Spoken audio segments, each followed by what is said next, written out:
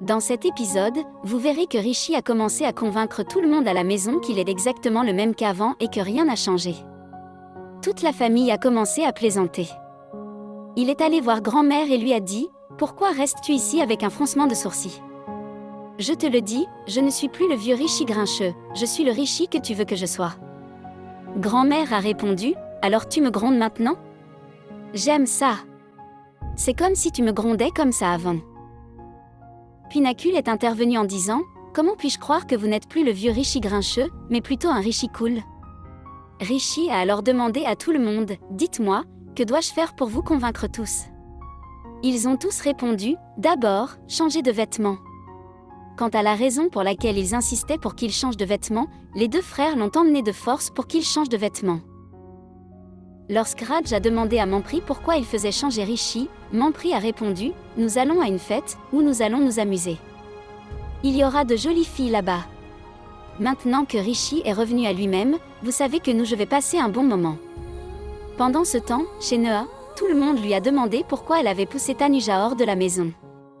La mère de Noah a dit « Je ne savais pas que ta haine pour Tanuja était encore si forte que tu la mettrais à la porte juste à cause de son apparence. » Noah a répondu « Non, ce n'est pas comme ça. Je ne ressens rien en voyant son visage.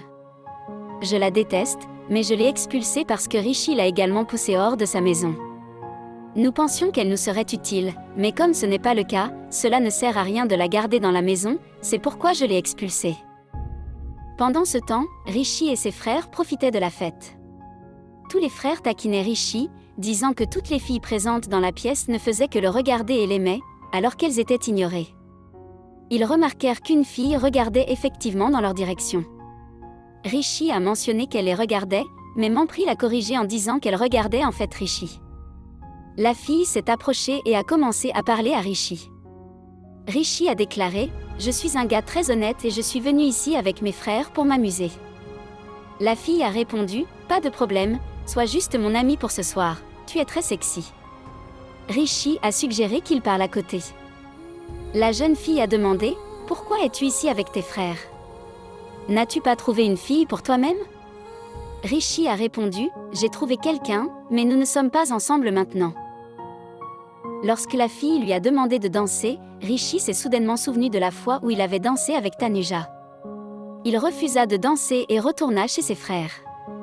Pendant ce temps, Tanuja était assise seule quelque part lorsque des garçons sont arrivés et ont commencé à la déranger. Alors qu'ils se rapprochaient d'elle, une femme apparut et commença à les combattre, leur disant que Tanuja ne leur appartenait pas et qu'elle n'appartenait qu'à une seule personne. Elle a dit que Tanuja ne vit que dans le cœur d'une seule personne et que personne d'autre ne peut la toucher. Malgré les efforts de la femme, les garçons ne reculent pas. Tanuja était étonnée par ce que disait la femme. À ce moment-là, la police est arrivée et les garçons ont pris la fuite.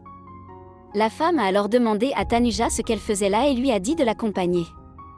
Plus tard, lorsque les frères rentrèrent chez eux, Rano les informa que Maleka arriverait le lendemain, et elle en était très heureuse.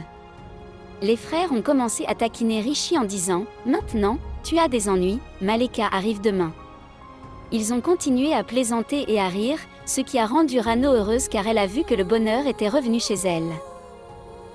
Raj a demandé pourquoi Mampri était si heureux, disant qu'il n'est généralement aussi heureux que lorsqu'il a fait quelque chose de malicieux.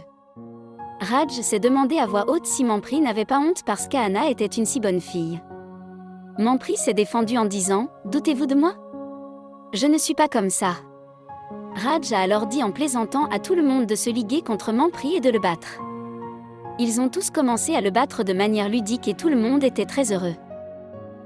En voyant cela, Rano se sentit encore plus joyeuse et dit que le bonheur dans sa maison augmenterait encore plus lorsque Maleka arriverait demain. Tout le monde a plaisanté avec Rishi, disant qu'à partir de demain, il entendrait constamment dire à quel point Maleka est merveilleuse et qu'il devrait l'épouser. Rano intervint en disant « Oui, c'est une très bonne fille, Rishi devrait l'épouser. » Tout le monde a recommencé à rire et à plaisanter. Grand-mère a regardé tout cela et s'est sentie très heureuse, disant qu'elle espérait que personne ne jetterait un mauvais œil sur sa maison maintenant que la joie était revenue. Les frères ont taquiné Raj en prétendant que Mampri parlait à une fille au téléphone, mais quand Raj a attrapé le téléphone et a essayé de parler, tout le monde a commencé à se moquer de lui, sachant que c'était une farce. Tout le monde était très content. Pendant ce temps, la femme a remercié Dieu en disant « Vous lui avez rendu le Tanu de Rishi ». Tanuja a essayé d'expliquer que tout le monde avait tort de penser qu'elle était Tanu, insistant « Je ne suis pas Tanu, je suis Tanuja, mais personne ne comprend cela ». La femme a répondu « Non, vous êtes Tanu ». Tanuja a poursuivi « Non, c'était juste un accident. Après l'accident, j'ai dû subir une opération chirurgicale, et d'une manière ou d'une autre, je me suis retrouvée avec le visage de Tanu. Mais c'est tout, juste un accident. » La femme a insisté « Non, ce n'est pas vrai. Ceci est écrit dans votre destin. Vous avez sauvé Rishi du feu, n'est-ce pas? C'est à ce moment-là que votre visage a été brûlé, n'est-ce pas? » Tanuja a été choquée et a demandé comment la femme savait tout cela, affirmant qu'elle n'en avait parlé à personne. La femme répondit « Ce n'est pas moi, c'est ton destin qui le sait, et ton destin te dit que tu es censé être le bouclier de Rishi. Chaque fois qu'un problème surviendra, tu te dresseras comme un bouclier pour y faire face. Ceci est écrit en votre destin. Cela s'est produit dans votre vie passée, et cela se produit également dans cette vie, et cela se produira dans chaque vie parce que c'est votre destin. » Comment avez-vous trouvé cette critique ?